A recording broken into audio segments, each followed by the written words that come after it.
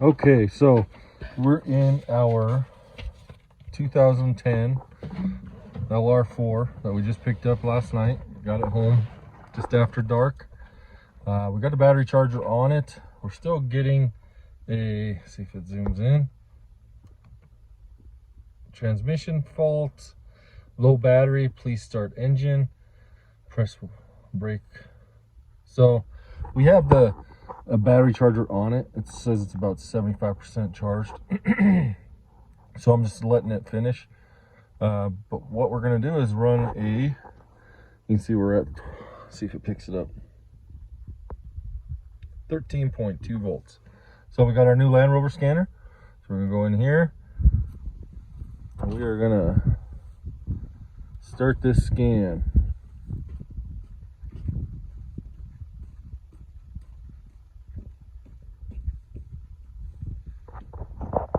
So what I'll won't bore you guys with this. Once the scan's done, we'll go over all the errors that we have. First, I guess we should see if it automatically finds it. So we got a 2010 5.0. Yes. We're gonna do a health report before we do anything else. All right, we'll get back to you once it's caught up. So that was fairly quick. We'll just do a quick main one. So Gearshift Position, circuit range performance. That's the one we're getting for the transmission. And parking brake. We got a lot of power issues, I think. Transfer case, see all this. Let's see if there's anything under PCM. HVAC's got a whole bunch of things. Engine control module comes up fine. Isn't that weird, huh? So I'm gonna email this report to my switch general failure. That's on the passenger door, control module, so we have communication issues. So what I'm gonna do is actually clear the faults on this. Let me send this report.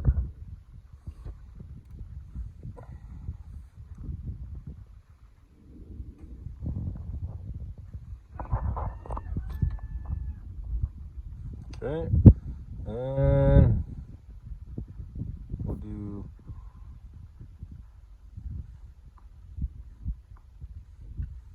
(2010) LR4 set. So I just have something to reference later on.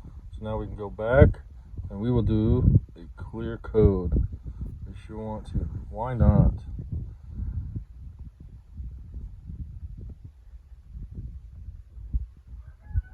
All right, once it's done, I'll get back to you. Okay, so this is the code that we have. It's Gearshift Position, circuit range performance. It's a pending code. It stays in there. It's in the transmission control module. It's in park. Other than the low battery, which press brake, hood open, transmission fault. So we'll let the battery finish charging and we'll see if that helps at all. But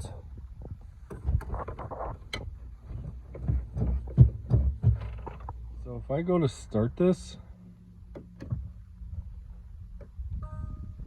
gear shifter not in park. So we know it's in park in here. This kind of looks, it's kind of sticky, so I'm wondering if he spilled something on there. So we either go underneath the car and see what the linkage looks underneath, or we can look around in here and see if something got unplugged or damaged. Interesting, huh? Let me think we're still gonna wait for that battery to finish charging and we'll see what happens. You can tell. Let's see what the oil is, huh?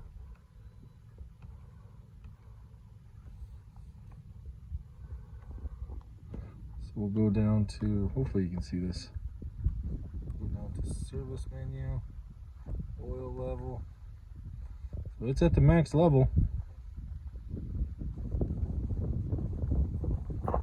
It is almost just under half. All right, let me see what we're gonna do. All right, just give you an update on our LR4 diagnosis for 2010. Still giving this low battery. We've had the charger on there for an hour or two. So we're not sure on the battery health. We can't disengage the park unless we pull the white tab that's underneath the cup holder. That'll release it, so the brake interlock's not working. With the scanner on, it seems to recognize that it's in park, but the car doesn't see it in park. So it's almost like the two computers aren't communicating. So what our plan is, we went through and checked all the fuses, made sure everything was in place. We weren't missing any fuses, and then we also checked to make sure none of them were blown. And then, so what our plan is to take a known good battery out of this one. We just put this one in, this one runs, everything works, and put it into this one. When this one's out, we're gonna check the connections back there, and we'll see what happens. All right, Kian pulled out this battery. Kind of see, set this one down next to it. This is what's supposed to be in there. So it looks like they just kind of grabbed whatever they could find. So we know this one works. We just bought this, and we just put it in the 2011 LR4, and it runs and does good. It's programmed. We're able to program it. While we had the battery out, we had Kian was checking the connections back here. I guess if they slam the battery in, they can damage connectors and wires and whatever. So we're just checking. The LR3 white one we had, 2006, these terminals back here got corroded, and we had to replace that module. That's the transfer case control module right there. So we're just checking everything out.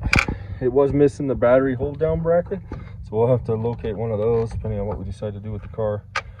And now we're gonna go ahead and put this interstate battery in here, and it's an AGM battery, and then we'll try to do a battery relearn or reset on it, and see if that makes a difference. Stay tuned. All right, so here's an update on our 2010 LR4.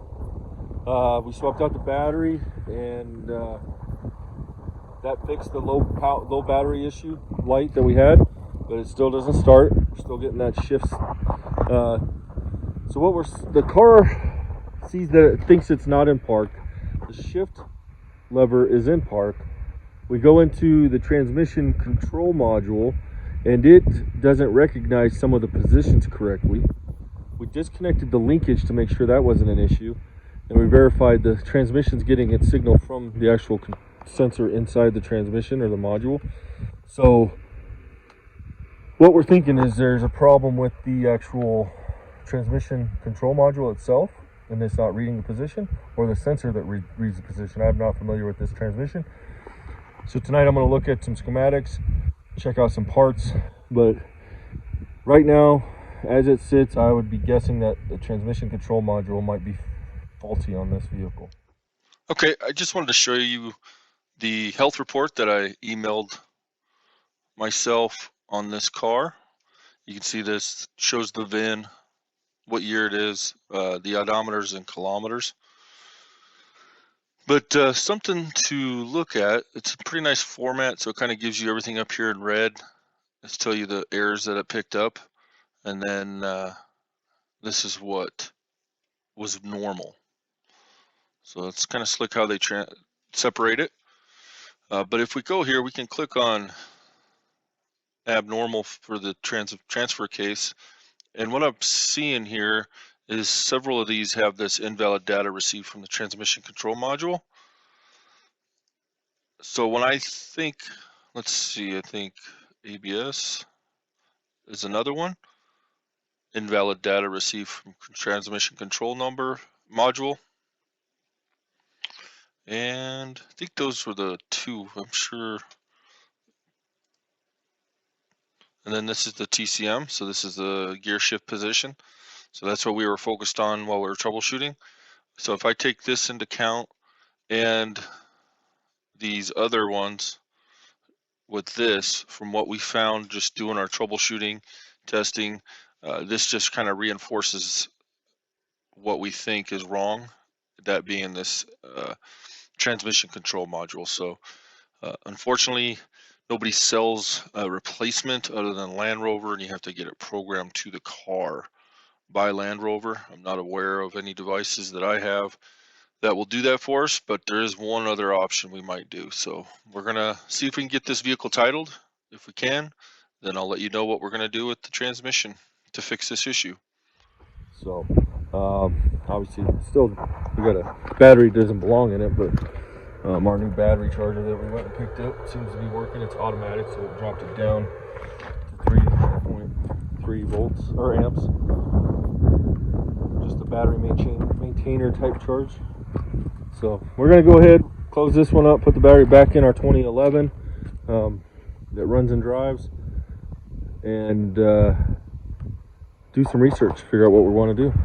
Like I said, a couple things we're not sure of, but first we got to hopefully fix this so we can find out if it runs and see if there's anything else. We have 0 errors on the PCM, so the engine may be solid as can be. Everything looks good.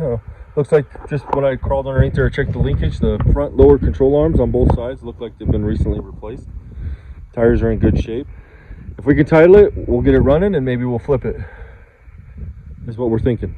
If we can't get it titled, the option is to do a bonded title, which means we have to sit on it for 3 years before we can sell it to somebody outside of Nevada and have a clear title on it. Don't know if we want to do that. I don't want to sit on a car that long. If we're going to keep it and use it, that's one thing. So if we can't title it, then what we'll do is and we verify this motor is good, we'll put this motor in that one, because we're still assuming this one needs a new motor. But we haven't done any troubleshooting on it. So that's where we sit. We're gonna get some time. We're gonna crank this one over by hand and see if we feel anything and go from there. All right, hopefully the wind's not too bad, but it's a beautiful day.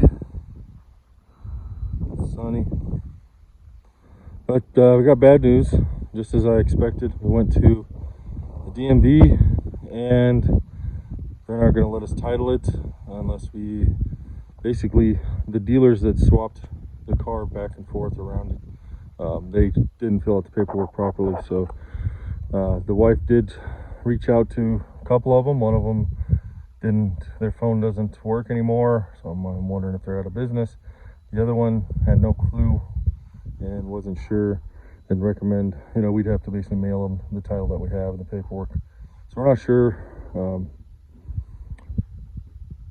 But right now it looks like it's more hassle than it's probably worth. So we're left with 2 options. We do a bonded title, get it fixed, and then we could drive it. We just couldn't sell it if we wanted to sell it to anybody other than a Nevada resident for 3 years. And then after that it gets a clean title, and then we can do whatever we want with it. Or, I guess there's 3 options. Second option would be to part it out. We can definitely use some parts off of this. Sorry for the wind.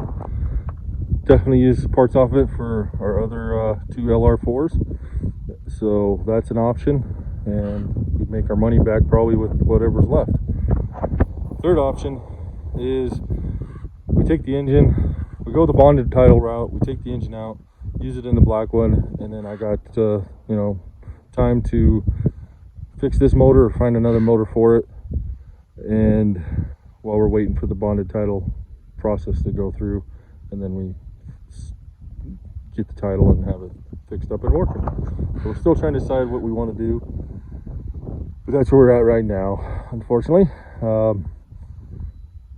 So to get it running, I think we could easily, instead of buying the computer module, transmission control module from the dealership, Land Rover, and paying them to program it, I would think the best route for us is I can pick up a used transmission and I can pull the TCM off of it and then replace the TCM with the transmission in the car. So we're looking at $500 to $700. Is what I'm seeing. $750 will give me a transmission with a warranty. So I could pull that, put it in there, and then we got a working car most likely. We are gonna see if we can get the engine started before we fix the transmission, just because we're curious. We got some ideas, So stay tuned for that video.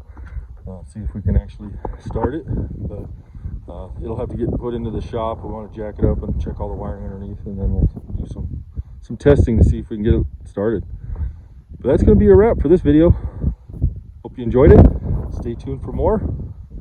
Find out what we're going to do with this thing.